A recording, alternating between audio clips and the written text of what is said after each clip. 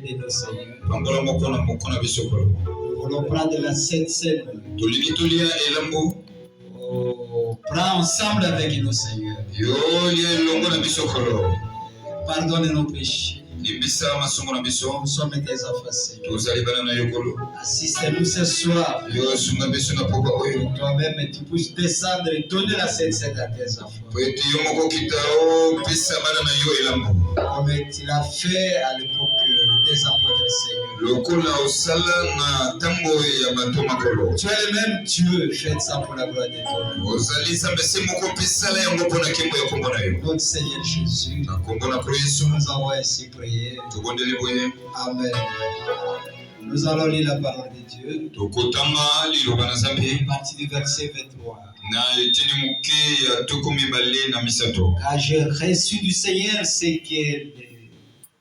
que je vous ai enseigné. C'est que le Seigneur Jésus, dans la nuit où il fut livré, prit du pain. Pamatina teakirino makambo oyo na zwaki epai na kolo Yesu na butu oyo batekaki ye zwaki lepa. Et après avoir rendu grâce, les rompit, il dit, ceci est mon corps qui est rompu pour vous, faites ceci en mémoire de moi. Pesi manaye kuzongisa matundi epai na Nzambe akataki yango pe alobaki oyo ezali zoto na ngai epesami mpona bino kosalaka boye mpona kokanisa ngai. Même après avoir soupé, il prit la coupe et dit, cette coupe est la nouvelle alliance, c'est mon sang. Faites ceci en mémoire de moi toutes les fois que vous en voyez. Ndenge moko pe sima na ye kolia azwaki kopo pe alobaki kopo oyo ezali boyokani ya sika kati na makila na ngai tango nyonso boko banda komela yango osalaka boye mpona kokanisa ngai. Toutes les fois que vous en mangez ce pain et que vous buvez ce coupe, vous annoncez la mort du Seigneur jusqu'à ce qu'il vienne. Boye tango yesu bokozala kolia lepa oyo pe komela kopo oyo bokozala kosakola kufa ya kolo kino akozonga. C'est pourquoi celui qui mange le pain ou boit la coupe du Seigneur dignement sera coupable envers le corps et le sang du Seigneur.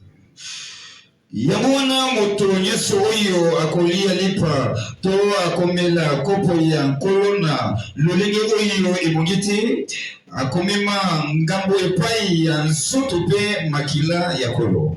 Chacun donc s'éprouve soi-même que s'il mange du pain et boit de la coupe. Uyetika ite moto nyonso amitala malamu liboso ya kolia lipa pe komela uta na kopo.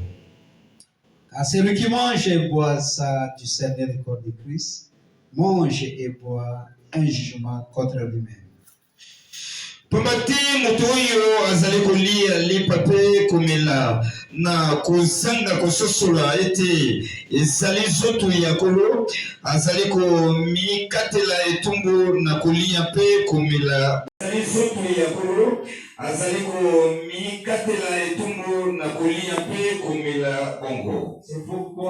C'est pour cela qu'il y a parmi vous beaucoup de filles et de malades. Et des grands nombres sont morts. Et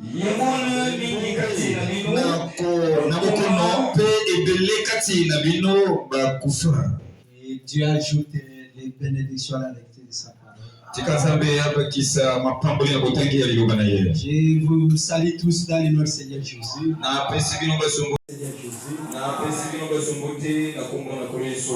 Je crois que vous êtes dans la joie. Prendre la Sainte Seine, c'est aussi la parole de Dieu. C'est une expérience chrétienne. Donc,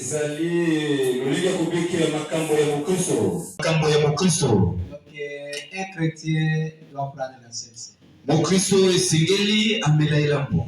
Il ne peut pas fuir la Sainte Seine. Akokite kokima elambo. Il doit d'abord s'examiner. Sengeli amitala tala liboso. Il doit prendre la décision. Kambo ya Mokristo. Donc, un chrétien doit prendre la Sainte Seine. Mokristo esengeli amela elambo. Il ne peut pas fuir la Sainte Seine. Akokite kokima elambo. Il doit d'abord s'examiner. Sengeli amitala tala liboso. Il doit d'abord s'examiner. Sengeli amitala tala liboso. Et il doit prendre la décision de venir prendre la Sainte Seine avec ses frères. Sengeli na ye azomokano pona koyia komela elambo elongo na bandeko misusu. La communion, c'est-à-dire la prise de la Sainte Seine, c'est un commandement aussi pour tous les chrétiens. Ndeko bana mazosula likolo na boyokani ya lobete komela elambo ezalile mobeko kouta epai na ko. Ndeko bana mazosula likolo na boyokani ya lobete komela elambo ezalile mobeko kouta epai na kolo. Il dit là-bas que Dieu nous a laissé 3 ordonnances. Lobete kolo nzambe ya tikeli biso peza mibe. D'abord le baptême au nom du Seigneur Jésus. Liboso ezali libatisi na kombo na kolo Yesu. Il y a aussi la communion. Ezali pe na boyokani. Et le lavage des pieds. Pe bosukolani ya makaka. Amen. Donc tout un chrétien doit passer par là. Kristo Yesu esengeli elekana nzela wana. Je sais que nous faisons du silence. C'est aussi la parole de Dieu. Alors, les frères m'ont dit, c'est Paul qui a institué cela dans le Nouveau Testament. Il a donné une précision par rapport à ce que Moïse faisait dans l'Ancien Testament. Oui,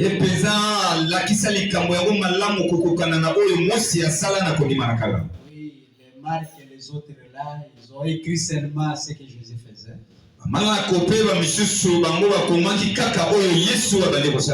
Paul était que prophète. Il a institué ça, il a écrit ça dans le Nouveau Testament. Montrer aux enfants de Dieu que c'est important des chrétiens de prendre la communion.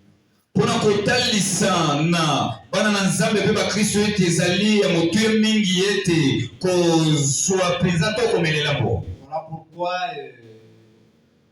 quand on proclame que l'on va donner la Sainte Seine, un bon chrétien ne peut pas rester à la maison. Il doit venir partager, manger ensemble avec ses frères. Venir laver les pieds de ses frères aussi.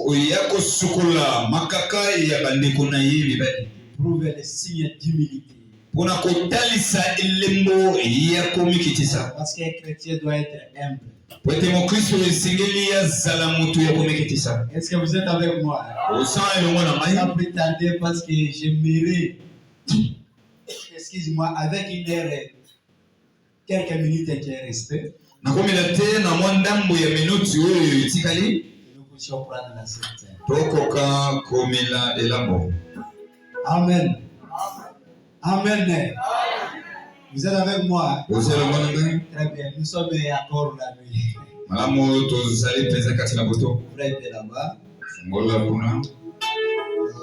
C'est très bien.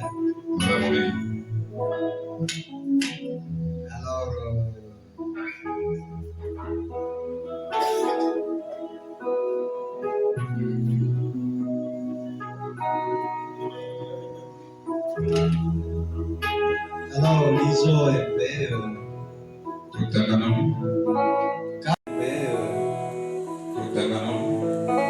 Car je récite du Seigneur ce que je vous ai enseigné.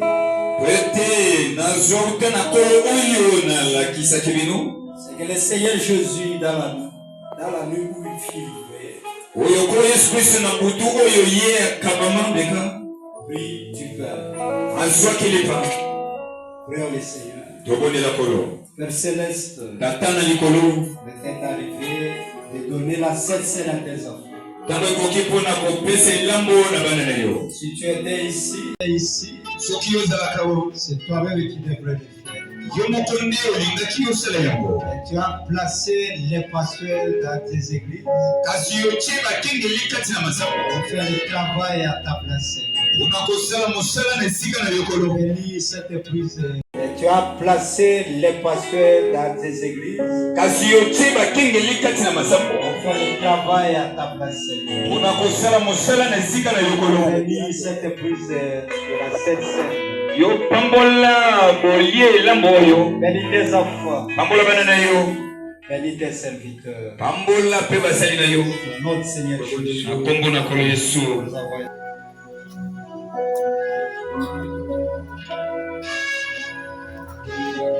Prions le Seigneur. Père Céleste. Voici ce. Prions le Seigneur. Père Céleste. Voici ce Père Seigneur. Nous voulons prendre ça comme des enfants. Pour nous donner de la force dans ce voyage que nous sommes en train d'effectuer. Bénis ça, Seigneur. Notre Seigneur Jésus. Nous avons ainsi prié. Amen.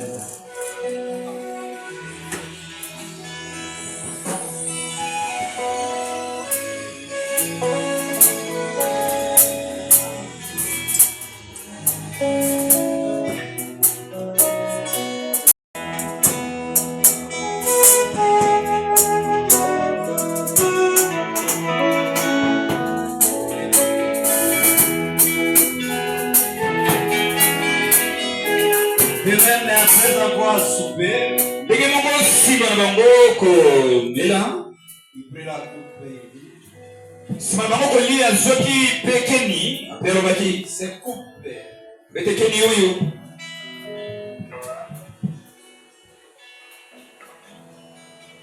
Et la nouvelle alliance à mon sang. Faites ceci en mémoire de moi. Toutes les fois que vous envoyerez. Prions le Seigneur. Père Céleste. Bénis ce vers Seigneur. Ça les stimule pour continuer le voyage. C'est la même chose, Seigneur. Lorsque nous allons prendre ça, nous nous stimuler pour aller de l'avant, Seigneur. Nous ne voulons pas être fatigués tout au long de ce voyage. Mais nous voulons aller de l'avant.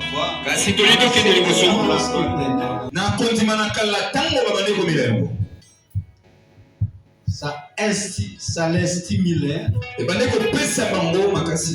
pour continuer le voyage. C'est la même cette coupe, Seigneur. Notre Seigneur Jésus. Nous avons ainsi prié. Amen.